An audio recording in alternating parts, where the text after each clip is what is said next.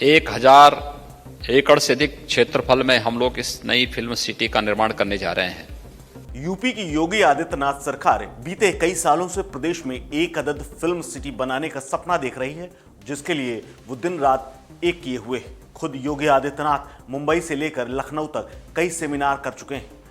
कई करोड़ रुपए इस प्रोजेक्ट में अब तक खर्च भी हो चुके हैं। मुंबई से लेकर लखनऊ तक सेमिनार कॉन्क्लेव का आयोजन भी हो चुका है, जिनमें से मोटा पैसा खर्च हो चुका है। लेकिन पता नहीं क्या बात है और किसकी नज़र इस प्रोजेक्ट को लगी कि एक अदद ग्रेटर नोएडा में होल्डिंग से आगे ये प्रोजेक्ट बढ़ नहीं पा रहा है। ऐसा इसलिए क्योंकि लगातार दूसरी बार फिल्म सिटी के डेवलपमेंट के लिए ग्लोबल टेंडर निकाला जा चुका है, लेकिन कोई भी कंपनी या यूं कहें कि इन्वेस्टर इसमें इन्वेस्ट करने को तैयार नहीं।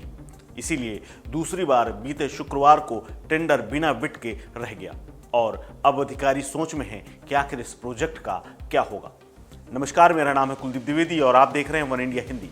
उत्तर प्रदेश के मुख्यमंत्री योगी आदित्यनाथ का एक बड़ा सपना टूटने की कगार पर पहुंच चुका है। दरअसल योगी के ड्रीम प्रोजेक्ट फिल्म सिटी को लेकर यमुना अथॉरिटी ने दूसरी बार ग्लोबल टेंडर जारी किया था, लेकिन पिछली बार की तरह ही इस बार भी अंतिम तारीख निकलने के बाद भी किसी कंपनी ने अपनी फिल्म सिटी डेवलपमेंट को लेकर रुचि नहीं दिखाई। लगातार 2 बार से टेंडर निकाले जाने के बाद किसी कंपनी के आगे नहीं आने से योगी के इस ड्रीम प्रोजेक्ट को बड़ा झटका लगा है। साथ ही अब इस प्रोजेक्ट पर खतरे के बादल मंडराने लगे हैं और इसके लिए अब विचार विमर्श शुरू हो गया है। बता दें कि सीएम योगी ने यूपी में अपनी फिल्म सिटी के लिए काफ़ी जोर शोर से प्रचार प्रसार किया था, लेकिन अब इसके विकास के लिए किसी के आगे न आने से यमुना अथॉरिटी की चिंताएं बढ़ गईं। साथ ही सरकार को भी अधिकारियों को जवाब देना पड़ेगा।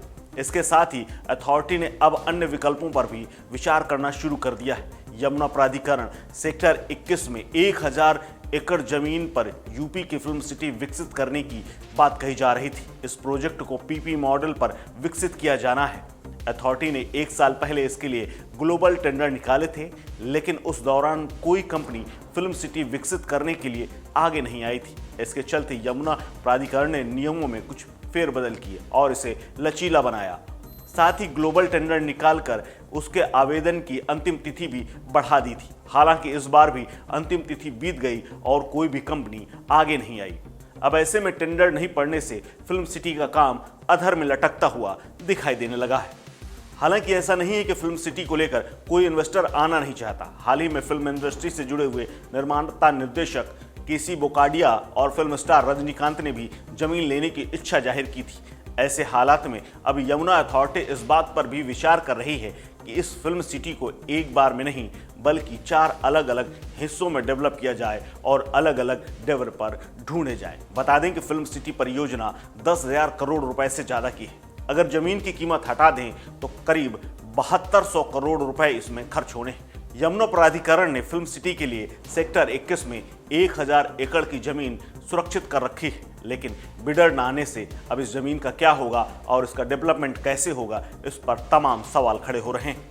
क्योंकि सीएम योगी आदित्यनाथ ने चुनाव प्रचार से लेकर तमाम तरह की इसको लेकर बातें कही थी और कई बार इसको लेकर फिल्म स्टार्स से मिल चुके हैं, जहां से पॉजिटिव रिजल्ट आने की खूब उम्मीद थी। लेकिन बिडर न मिलने से अब ये योजना अधर में अटकती दिख रही है। अब देखना होगा कि इस फिल्म सिटी के निर्माण को लेकर सरकार क्या कदम उठाती है और कौन कंपनी इसका डेवलपमेंट करेगी।